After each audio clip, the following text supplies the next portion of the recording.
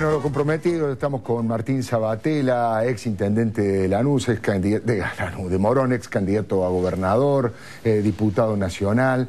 Y yo decía, y si me querés corregir, que creo que comparten una mirada ética de la vida con Wiener. De hecho, en algún momento de sus historias transitaron caminos similares, más cerca o más lejos del gobierno de Néstor Kirchner, pero que políticamente tienen miradas absolutamente distintas hoy, porque yo decía que, bueno, obviamente él se siente cómodo con la caracterización de opositor y vos te sentís cómodo con la posición de oficialista.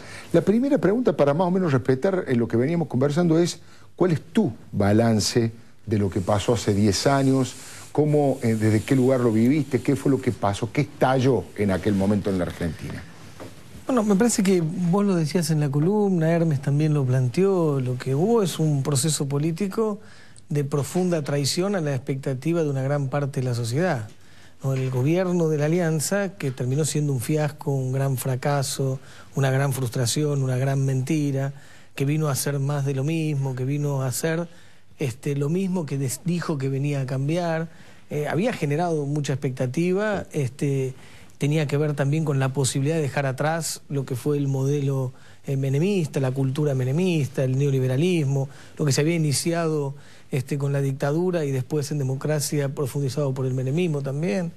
Esa era la expectativa y lo que vino a hacer la Alianza es continuar, profundizar, ampliar, cerrar el ciclo ese de la dictadura, el menemismo y el propio de la Rúa como expresión de ese modelo neoliberal. Era el gobierno que del 13% descuento a los jubilados, donde un ministro como creo que López Murphy fue, que dijo que había que arancelar la universidad pública, de la represión, de convocar a los mismos protagonistas de lo que fue el menemismo, convocándolo a Cavallo.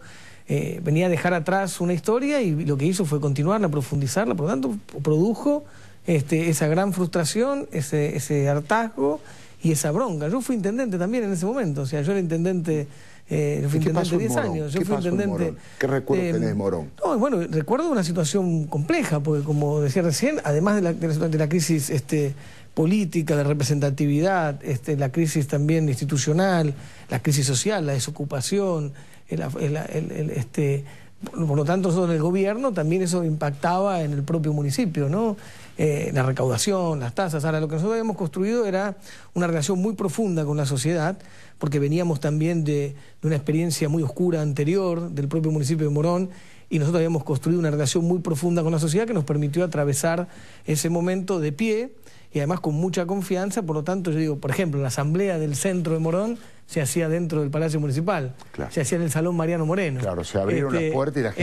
Era la asamblea del centro de Morón, en el Salón Mariano Moreno del Palacio Municipal, los vínculos nuestros, porque había un momento en Morón también de mucho vínculo con el gobierno, como ahora, ¿no? Como siguió esto todos estos años, y hoy sigue con Lucas Gui, pero digo, de una relación muy fuerte, de mucha confianza, de volver a creer, y entonces, el consejo asesor con las centrales obreras, la CGT, la CTA, los rectores de las universidades, las cámaras de comercio, la cámara industrial, los colegios profesionales. Me acuerdo de ese consejo asesor que se había creado anteriormente de una perspectiva del diseño estratégico de la ciudad, claro. En ese momento se convirtió en una suerte de consejo de emergencia, claro. Pero digamos, claro. Y bueno, y la verdad que lo atravesamos de pie con esa relación con la sociedad, y por lo tanto con mucho vínculo entre el gobierno como digamos responsable del manejo de la cosa pública y del Estado y las organizaciones sociales y las organizaciones barriales, y muy duro, con mucho esfuerzo, pero lo pudimos atravesar de esa manera, ¿no? Ahora, ¿fue una implosión? ¿El gobierno implosionó por esta traición a las demandas populares, a lo que había prometido? ¿O hubo un intento de golpe de Estado? Y si fue así, ¿quiénes fueron los que empujaron? ¿Quiénes voltearon a De la Rúa? ¿O él, con su propia incapacidad y su gobierno, finalmente...? No, yo creo que habrá, como en todo proceso, hay por supuesto las decisiones propias del gobierno y su incapacidad y además sus decisiones también ideológicas de ir en una dirección. De ir en contra de su propio electorado, incluso. Sí, bueno, pues hay una decisión. De la Rúa es un señor de la derecha, un señor conservador, indiscutiblemente, que tenía y tiene ese universo de ideas y lo expresó. Quizás en momentos con esas características se expresa más con claridad quién es uno, claro. Después, por supuesto, también, además de la incapacidad, además de las características, digamos, personales, hay un contenido ideológico profundo de lo que quiere representar, y después seguramente hay intereses que aprovechan determinados contextos políticos, determinados contextos sociales, crisis económicas. La verdad que las crisis, así como hay muchísimos, miles y miles, y las mayorías populares que pierden, hay quienes ganan también en esas crisis, ¿no? Lo decía la presidenta la otra vez en la reunión con los empresarios en el G20.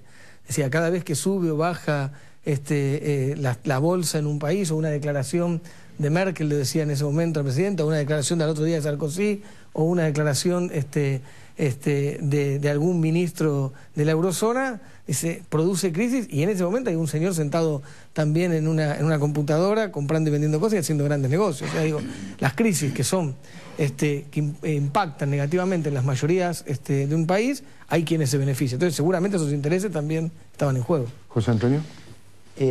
Justamente, mi pregunta es, ¿qué pasó con Moyano?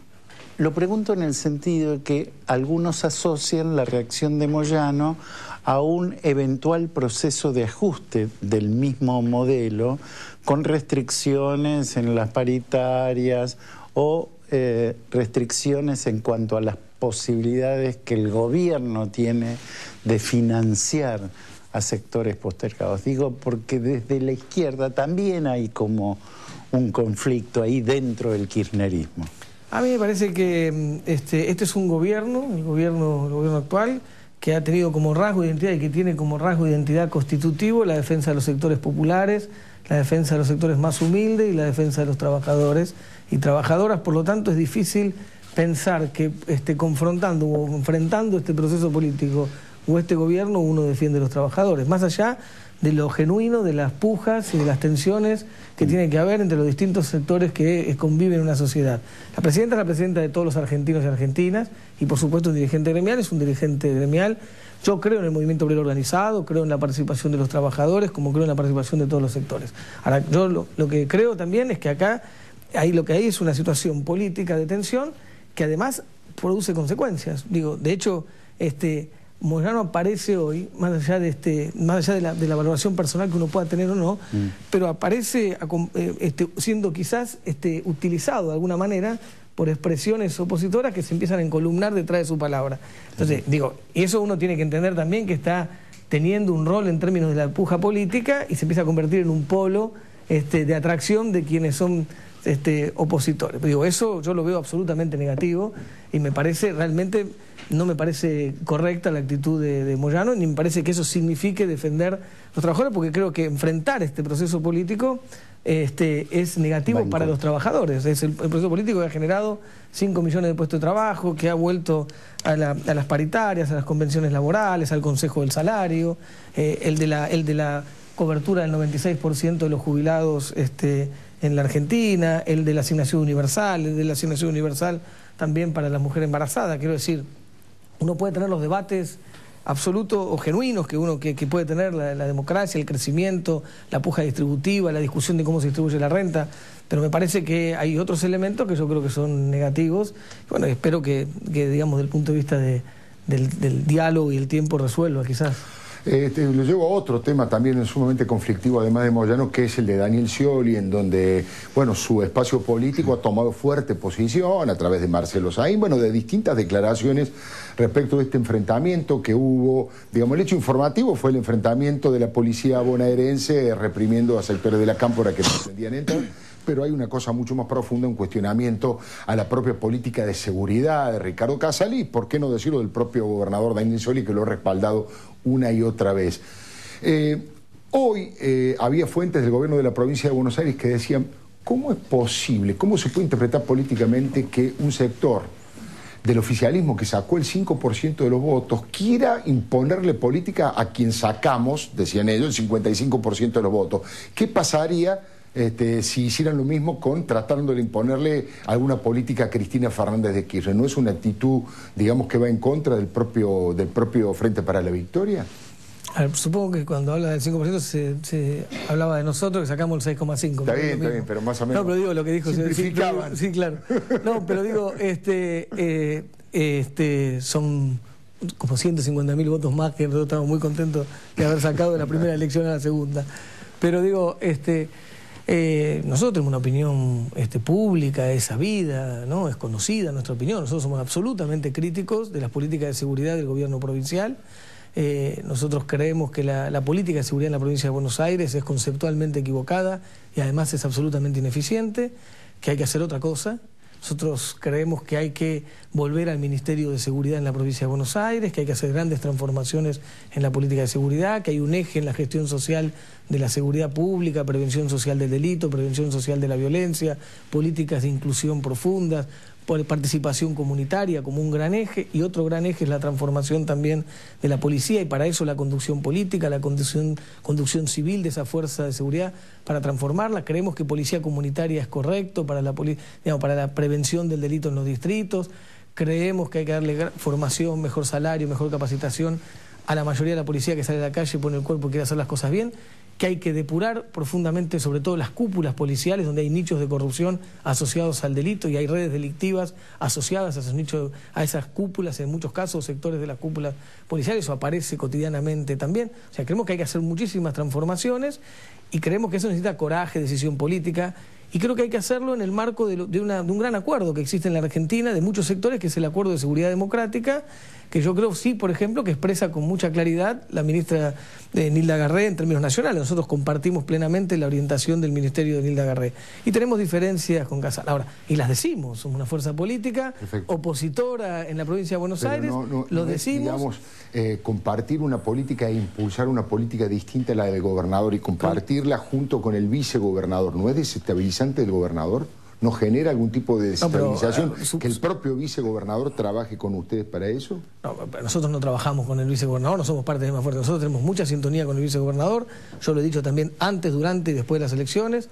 Tenemos muchos temas que nos parecen que se pueden trabajar juntos. Hay una mirada, nos une por supuesto el proyecto nacional, y hay una mirada común de lo que la provincia tendría que hacer en muchos aspectos. Y esas coincidencias es genuino expresarlas, digamos. Supongo que a una fuerza política que expresa sus ideas y propone lo que considera que hay que hacer, no se la puede considerar que es una fuerza política que está desestabilizando a nadie, sino que no sé qué nos quedaría como fuerza, que nos tendríamos que callar la boca, tendríamos una intención que ¿cuál sería la decisión? Que no hablemos más, o que nuestros diputados no propongan lo que creen que hay que proponer. O sea, tendría una actitud de proscripción. O sea, no me imagino por qué no tendríamos que decir lo que creemos. Nosotros somos una de las fuerzas políticas que, por supuesto, somos parte del universo, como vos lo planteabas, del universo kirchnerista en la Argentina. Somos una de las fuerzas políticas que en términos nacionales somos parte del rumbo que vive la Argentina, y he sabido también que en la provincia de Buenos Aires somos una fuerza política crítica, opositora al gobierno provincial, como lo somos en muchas otras provincias también. ¿Sí? Muchos ven en esto, en realidad creo que las tensiones tienen que ver con que presuntamente hay una interna para el 2015, que después de Cristina Fernández la mejor imagen y la mayor cantidad de votos la tiene Scioli, y es como un anticipo de esa interna. Hay un debate dentro del mundo kirchnerista y de las distintas fuerzas que componemos ese mundo kirchnerista. El Nuevo Encuentro es uno de ellos, el Frente para la Victoria otros, y distintos sectores sociales, gremiales. Obviamente hay debate sobre el rumbo, la profundización, el futuro.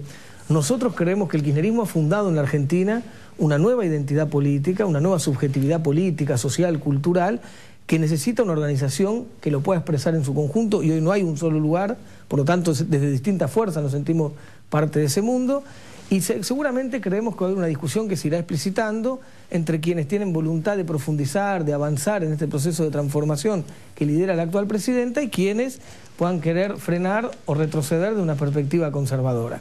Obviamente ese debate va a estar, y habrá dirigentes y sectores políticos que se pondrán de un lugar u otro, y eso también será parte del proceso político que vive nuestro país. En ese sentido es muy posible que muchos que hemos tenido estrategias electorales distintas, pero que tenemos una mirada común de lo que la Argentina necesita, podamos estar juntos, y otros que han tenido estrategias electorales comunes, puede ser que ese proceso político también pueda alejarlos. Yo no estoy diciendo con nombre y apellido nada de eso, lo que digo es que si la Argentina marcha hacia un proceso de ese tipo, me parece que eso puede suceder. Creo que el kirchnerismo puede fundar una nueva etapa del campo nacional, popular, democrático en la Argentina, que por supuesto es hija de la historia, de las identidades. El kirchnerismo es expresión del peronismo, es hija del peronismo, pero también además es hija de ese peronismo encontrándose con otras tradiciones y culturas políticas, es hija también de esos movimientos sociales que resistieron en los 90 y resistieron en el 2001, es hijo de las nuevas demandas, de los nuevos fenómenos políticos, sociales. Digo, me parece que ha roto fronteras y es posible que construya nuevos espacios políticos, hijo de este proceso político. Sabatella, respecto de la discusión del papel para diarios, recién lo comentábamos fuera de micrófono, fuera de cámara, yo tengo una posición bastante similar a la de Hermes Wiener, pero sé que tiene una posición distinta a la suya y me gustaría que la comente y le exprese por qué está bien este proyecto impulsado por el gobierno nacional. En principio, vos lo relacionabas también con la Ley de Servicio de Comunicación Audiovisual, yo estoy de acuerdo con las dos cosas. Yo creo que todo lo que tenga que ver, de lo mismo. Yo creo que sí, todo lo que tenga que ver con democratizar la palabra, con democratizar las voces, con democratizar las opiniones, con que haya garantizar pluralidad de voces y de miradas, que podamos tener todas las voces, las que nos gustan, las que no nos gustan, las que estamos de acuerdo, las que no.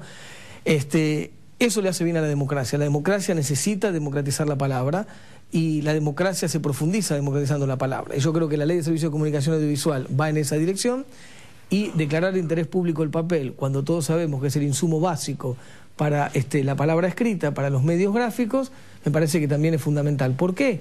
Porque vos tenés en la Argentina que una cantidad de medios no acceden al papel en las mismas condiciones que acceden quienes tienen una situación privilegiada, una posición dominante, que además también genera competencia desleal con esos pequeños medios. Entonces, que el Estado, que tiene que garantizar la libertad de expresión, que tiene que garantizar el derecho de todos los argentinos y argentinas a tener todas las voces, tiene que garantizar que el papel llegue en igualdad de condiciones al conjunto de los medios gráficos, que eso hoy no sucede. Y reconocen que eso no sucede quienes están de acuerdo y no están de acuerdo con esta ley, quizás por el tema más de posicionamiento político coyuntural que por la profundidad del tema. Todo el mundo reconoce que los medios, los pequeños medios gráficos no tienen el precio que tiene Clarín, que tiene La Nación, y eso es así. La Nata en un reportaje hace poco decía que no estaba de acuerdo con la ley, pero partía de decir que él recuerda cuando compraba el papel a 100 y Clarín lo compraba a 50. Fontevecchia en una declaración también dice que no está de acuerdo con la ley, pero dice, por ejemplo, que para importar, él puede importar en mejores condiciones con Clarín y con La Nación, porque puede comprar al contado, porque paga en dólares y porque tiene donde estoquearlo. Pero el que no tiene para pagar al contado, pagar en dólares, no tiene cómo estoquearlo, tampoco puede importarlo más barato. Sí, pero ambos se manifiestan en contra de la ley porque creen que la ley va a ser peor que la situación actual. Bueno, es que por eso digo, es una posición... Lo que digo es un humor político. No, pero por eso digo, ahí puedes tener una opinión política. Ahora, lo que digo, hay un dato de la realidad. Hay inequidad en el acceso al papel. Y eso es reconocido por los que están de acuerdo y por los que no están de acuerdo con la ley. En todo caso, habría que discutir si algunos están diciendo esto no lo soluciona. Yo creo que sí. Yo creo que es una medida, declararlo de interés público, garantizar equidad en el acceso al papel, garantizar igualdad de precios, garantizar que si se tiene que importar, todos los medios tengan equitativamente papel nacional y papel importado, y garantizar igualdad de condiciones. Además, con una comisión bicameral de 8 diputados o diputadas y 8 senadores o senadoras de todos los bloques representados proporcionalmente para garantizar que eso se cumpla, con un Consejo Federal de todos los diarios de todas las provincias, me parece que es una medida absolutamente clara, absolutamente democrática, que viene a hacerle bien a la democracia y que viene a hacerle bien a la libertad de expresión y a garantizar el papel como insumo básico para todos los medios gráficos. Martín Sabatella ha sido muy amable. Muchísimas gracias a vos, por haber venido, como siempre. Muchas felicidades. Gracias igualmente. No se vaya, José Antonio Díaz tiene una columna económica interesante respecto de lo que se viene y por supuesto vamos a conversar tranquilo, en forma pausada con Daniel Tarnopolsky, que nos trae su libro y nos trae su historia. Ya venimos, le doy mi palabra.